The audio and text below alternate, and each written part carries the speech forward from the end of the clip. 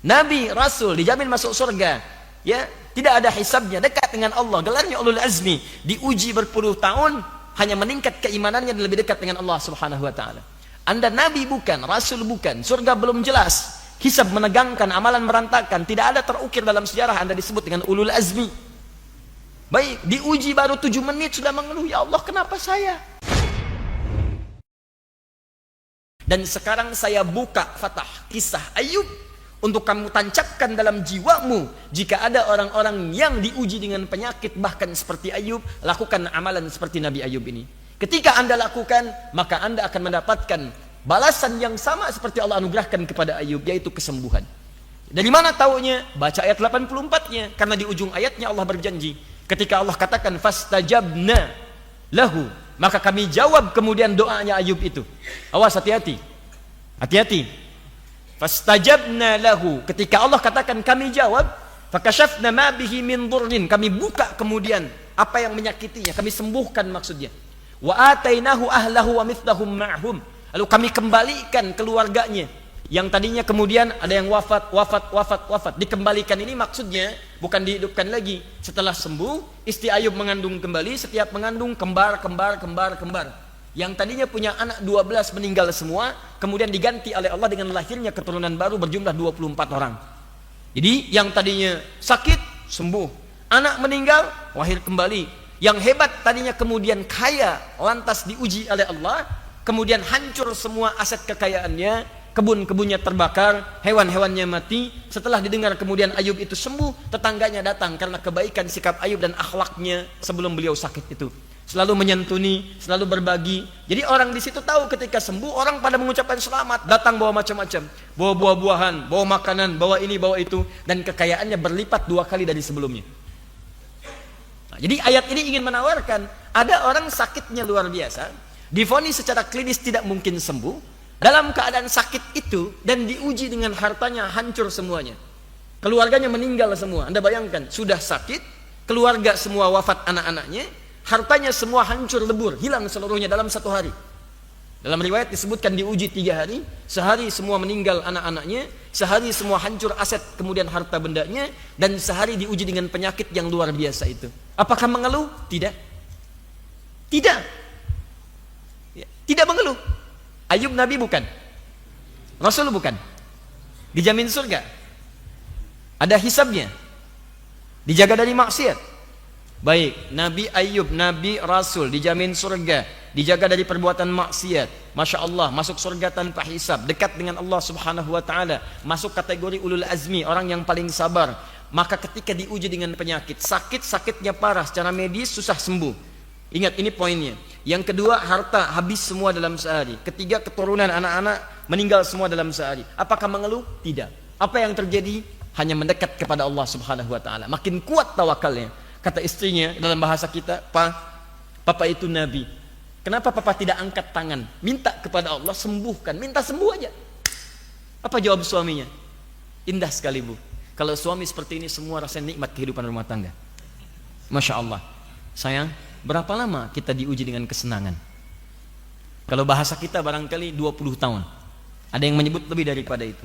Berapa lama kita diuji dengan ujian seperti ini? Istrinya menyebut 7 tahun.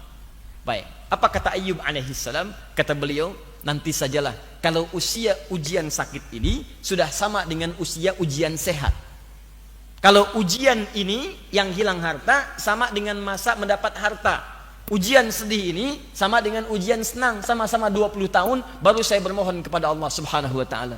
Malu rasanya dikasih senang 20 tahun, kita tidak pernah mengeluh. Kenapa saat dikasih sedih dalam rangka baru saja 7 tahun kita sudah mengeluh di hadapan Allah Subhanahu wa ta'ala?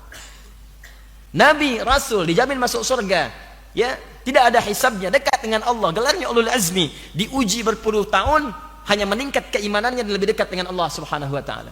Anda Nabi bukan, Rasul bukan, surga belum jelas, hisab menegangkan, amalan merantakan, tidak ada terukir dalam sejarah Anda disebut dengan ulul azmi. Baik, diuji baru 7 menit sudah mengeluh, ya Allah kenapa saya? Coba dicek. Dan ujian Anda tidak sama dengan ujian para nabi terdahulu. Maka Allah turunkan amalan-amalan itu bukan untuk menjadi kisah yang kita bacakan, apalagi dongeng sebelum tidur, bukan.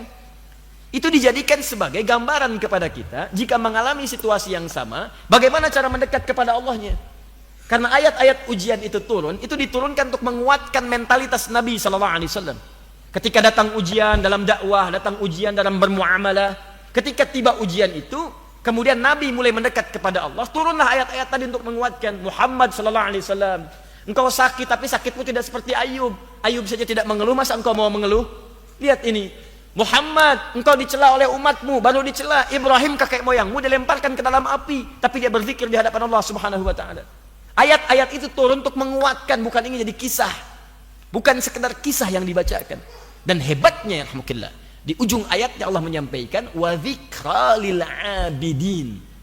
Wa dzikra lil abidin. Dan ini mesti menjadi pengingat bagi hamba-hamba Allah di masa depan. Kalau punya kesulitan yang sama seperti Ayyub alaihissalam, maka amalkanlah amalan-amalan Ayyub alaihissalam. Maka dengan itu insya Allah penyakit-penyakit itu akan dimudahkan, bahkan disembuhkan oleh Allah Subhanahu wa taala. Nanti banyak ayat-ayat dalam Al-Quran kalau Anda keluarkan, kisah-kisah di masa lalu itu menunjukkan pada aktivitas yang aktivitas itu akan berlangsung di masa-masa berikutnya dengan suasana berbeda, tapi dengan perasaan yang sama dan dengan amalan yang serupa. Kalau dikerjakan, Anda akan diringankan. Contoh, saya mau tanya begini, kata Al-Quran, kalau Anda berbisnis, berusaha, berdagang, pasti akan berhadapan dengan persaingan. Jangankan berdagang lah, bekerja saja, apalagi juga berdakwah di jalan Islam, itu akan ada tantangan. Saling menyingkirkan, saling menyungkurkan, saling mencela, saling macam-macam. Pernah terjadi begitu? Baik, ada ayatnya. Yang kalau Anda kerjakan ayatnya ini, bahkan Masya Allah pernah dialami, sampai kemudian dibawa, sampai dilemparkan, sampai ditenggelamkan ke lautan, sampai macam-macam, dan seterusnya. Tapi ketika dibacakan, Allah memberikan isyarat rahasia di ujung ayatnya. Kalau Anda amalkan zikir seperti amalan ini, maka Anda pun akan diberikan keselamatan oleh Allah dan dijaga sampai berhasil menjalani tugas Anda itu. Apa ayatnya? Rahasia. Nanti ketika sampai di dalamnya kita akan bahas. Kita kembali ke syifa dulu, kita baru syifa, belum yang lain. Kan masih ada 68. Kita baru 2, itu pun belum semuanya. Ya, tenang, insya Allah. Sabar ya, sabar. Tanya, saya pelajari dalam 25 tahun, Anda inginkan dalam 2 menit. Ini mustahil. Ya. Bismillah, teruskan. Syifa itu yang pertama. 2, syifa juga bisa bermakna, ini melengkapi yang pekan lalu dulu, syifa bisa bermakna obat bagi penyakit hati. Hati. Awas hati-hati. Kalau Anda ingin menjaga hati supaya bebas dari penyakit, tidak hanya cukup dengan slogan saja. Apalagi keinginan yang kuat, itu bagus, tapi harus tahu bagaimana jalan untuk bisa menjaganya. Taib. Penyakit fisik disebut dengan daun. Obatnya disebut dengan dawaun. Kalau obatnya susah disebut dengan syifaun. Penyakit hati disebut dengan maradun. Hatinya disebut dengan qalbun. Jamaknya disebut dengan kulubun. Di dalam kulub itu bisa terdapat marad, penyakit-penyakit hati. Kalau Anda cari obatnya nggak akan ditemukan di poliklinik, tidak akan ditemukan di rumah sakit, susah mencarinya. Obatnya disebut dengan syifa. Quran surah kedua ayat ke-10. Fi qulubihim marad. Di dalam hati-hati mereka orang munafik itu ada penyakit. Penyakitnya bukan penyakit mah. Ya, bukan penyakitnya pusing, bukan penyakit macam-macam. Penyakit yang terjadi adalah penyakit-penyakit hati. Iri hati, dengki, hasad itu. Ria itu penyakit. Obatnya disebut dengan syifa. Anda datang ke rumah sakit, menghadap kepada dokter, konsultasi. Dok, mohon dok, saya pusing kepala saya, nggak bisa teratasi dalam 3 hari ini, susah tidur. Bapak apa yang dirasakan gejalanya? Gejalanya kalau tetangga saya beli kulkas, saya pusing dok. Kalau dia baru sepeda, saya pusing. Nah itu nggak pernah bisa ditemukan obatnya. Maka obatnya adalah tuliskan dalam resep Quran surah ke-17 ayat ke-82. Baik.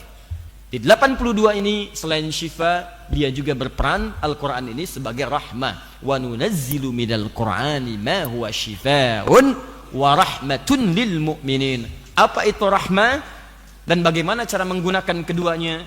Kenapa orang membacakan ayat Quran tapi penyakit tidak sembuh-sembuh? Ini juga solusinya mesti kita dapatkan. Dan apa itu rahmah? Ketika didapatkan, maka Masya Allah dunia ditundukkan, akhirat dalam jangkauan dengan izin Allah Subhanahu wa ta'ala.